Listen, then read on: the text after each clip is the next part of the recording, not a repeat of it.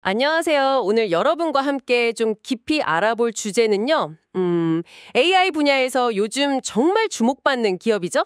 바로 엔트로픽입니다. 아, 네. 엔트로픽? 네, 여러분이 보내주신 자료들을 보니까 이 회사를 누가 만들었고 또 왜 오픈 AI를 나와서 만들었는지 그리고 뭘 하려던 건지 이런 부분들을 좀 집중적으로 파헤쳐 볼까 합니다. 네, 맞아요. 엔트로픽 2021년에 오픈 AI 출신 핵심 인력들이 나와서 세운 회사인데요. 뭐랄까, AI 안전성에 대해서 좀 다른 길을 가보겠다, 이런 생각이었던 거죠. 안전성요? 네. 특히 이제 창립자인 다리오, 다니엘라 아모데이 남매가 있잖아요. 이 사람들이 AI 안전이라는 비전을 어떻게 만들어가고 있는지, 또 그들만의 방식, 헌법적 AI라고 부르는 게 있거든요. 그걸 중심으로 보면 좋을 것 같아요. 아, 헌법적 AI? 그게 핵심이군요. 근데 사실 오픈 AI도 엄청난 회사인데 거길 나와서 새로 회사를 차린다는 게 보통 결정은 아니었을 것 같아요. 뭔가 절박함이나 확신 같은 게 있었을까요? 그렇죠. 정말 큰 결정이었겠죠. 단순히 뭐 의견 차이? 이걸 넘어서는 다리오 아모데이가 원래 오픈 AI 연구부사장, 그러니까 이거 VP였고 동생 다니엘라는 안전성 및 정책 VP였거든요. 핵심 인물들이죠. 네네. 근데 이제 AI 기술이 막 발전하면서 상업화 속도도 빨라지잖아요. 그 과정에서 AI가 인류에게 줄 수 있는 어떤 위험성, 이걸 어떻게 관리할 거냐, 안전성을 어떻게 최우선으로 연구할 거냐, 여기에 대한 고민이 깊었던 거죠. 오픈 AI는 좀 더 상업화에 드라이브를 걸었다 이렇게 본 건가요? 그렇죠. 그런 흐름 속에서 이들은 우리는 정말 AI 안전 연구에만 집중할 수 있는 독립적인 조직이 필요하다 이렇게 판단한 것 같아요. 다리오가 뭐 상업화 자체를 막 반대했다기보다는 그 안전이라는 비전을 타협 없이 제대로 하려면 독립해야 한다 이런 의지였던 거죠. 아, 안전성을 그냥 부가기능이 아니라 정말 회사의 핵심 목표로 삼겠다. 이런 의지군요. 네, 맞습니다. 회사 이름 엔트로픽도 재밌어요. 정보 이론의 엔트로피랑 인간 중심적이라는 뜻의 엔트로픽을 합쳤다고 하던데 그 철학이 이름에도 딱 드러나는 것 같네요. 맞아요. 그런 철학을 내세우니까 설립 초기부터 구글이나 아마존 같은 큰 기업들한테서 막 대규모 투자도 받고 빠르게 성장했죠. 그만큼 시장에서도 기대를 많이 했다는 거네요. 네. 근데 중요한 건 이 모든 과정에서 AI 안전성, 이걸 그냥 구호가 아니라 회사의 존재 이유로 삼고 있다는 점인 것 같아요. 그 중심에는 역시 아모데이 남매가 있는 거고요. 그렇죠.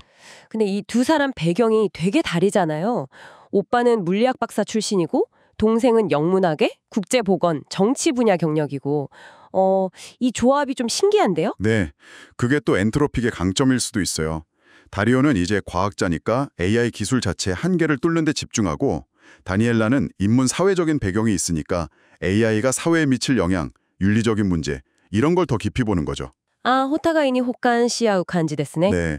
어릴 때 둘 다 뭐 세상을 구하고 싶다 이런 꿈을 공유했다고 해요. 막연했지만 그걸 이제 각자 다른 길을 걷다가 AI 안전이라는 구체적인 목표 아래서 다시 만난 거죠. 지금은 CEO 다리오랑 사장 다니엘라로 같이 일하고 있고요. 와, 되게 드라마틱하네요. 그런 다양한 시각이 엔트로픽만의 접근법을 만든 거군요. 그렇죠.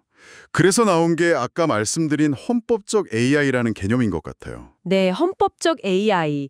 이게 정확히 뭐고 다른 AI 학습 방식, 예를 들면 RLHF랑은 어떻게 다른 건가요? 헌법적 AI, Constitutional AI는 AI가 좀 해롭거나 비윤리적인 답변을 안 하도록 훈련시키는 엔트로픽만의 방식인데요. 보통 많이 쓰는 RLHF, 그러니까 인간 피드백 기반 강화 학습은 사람이 일일이 AI 답변을 보고 이건 좋다, 이건 나쁘다 평가를 해주잖아요. 네, 사람이 직접 가르치는 거죠. 맞아요. 근데 이게 시간도 많이 걸리고 돈도 많이 들고 또 평가하는 사람의 주관이 개입될 수도 있잖아요. 그렇죠. 누가 평가하느냐에 따라 결과가 달라질 수도 있고요. 네. 근데 헌법적 AI는 그런 직접적인 사람 평가 대신에 유엔 인권 선언 같은 좀 보편적인 원칙들을 미리 헌법으로 딱 정해놓는 거예요. 그리고 AI가 스스로 자기 답변이 이 헌법에 맞는지 안 맞는지 판단하고 스스로 개선해 나가도록 유도하는 방식입니다. 아, 그러니까 사람이 일일이 피드백하는 게 아니라 AI가 스스로 원칙을 내재화하게 만든다. 네, 그런 개념이죠. 와, 그건 확장성 면에서는 되게 유리할 것 같은데요? 사람이 계속 붙어 있을 필요는 없으니까. 맞아요. 근데 그럼 그 헌법 자체는 누가 만들죠? 그 처음 만드는 사람의 가치관이나 편견이 반영될 위험은 없나요? 오, 정확히 보셨어요. 그게 바로 엔트로픽도 고민하는 지점입니다.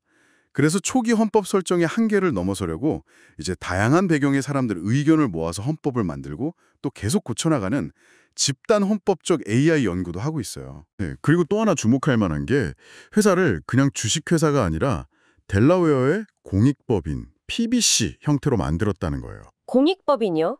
그건 어떤 의미죠? 법적으로 단기적인 이익 추구보다는 공익, 그러니까 여기서는 AI 안전이라는 사회적 사명을 더 우선하겠다는 약속 같은 거죠. 오, 법적인 안전 장치까지 마련한 거네요. 그렇죠.